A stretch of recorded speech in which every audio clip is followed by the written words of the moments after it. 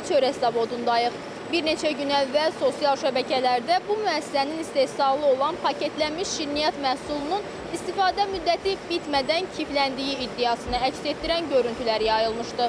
İddiaların nə dərəcədə həqiqətə əks etdirdiyini və məhsulların hansı şəraitdə hazırlandığını araşdırmaq üçün hazırda müəssisədəyik.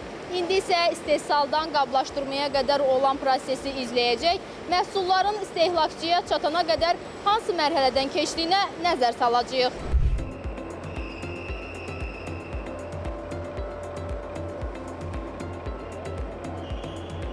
Sosial şəbəkələrdə nömrə 1 çörək zavodunun məhsullarla bağlı yayılmış xəbərlərə aydınlıq gətirmək istəyirik. Qeyd etmək istəyirəm ki, daxil olmuş məlumat əsasında araşdırma aparılıb.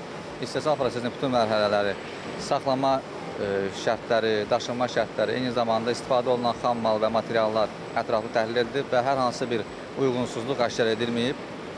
Əlavə olaraq qeyd etmək istəyirəm ki, yayılan məlumatlarda yalnız bir ədəd məhsulda uyğunsuzluq aşkar edilib, amma çox təəssüflər olsun ki, bəzi mənbələrdə bunun nömrə 1 çörək zavodunun bütün məhsullarında uyğunsuzluq var kimi qələmə verilib və bu tərəfimizdən qərəzli mövqe kimi qiymətləndirilir və təxribat və qarayaxma kimi hesab edilir.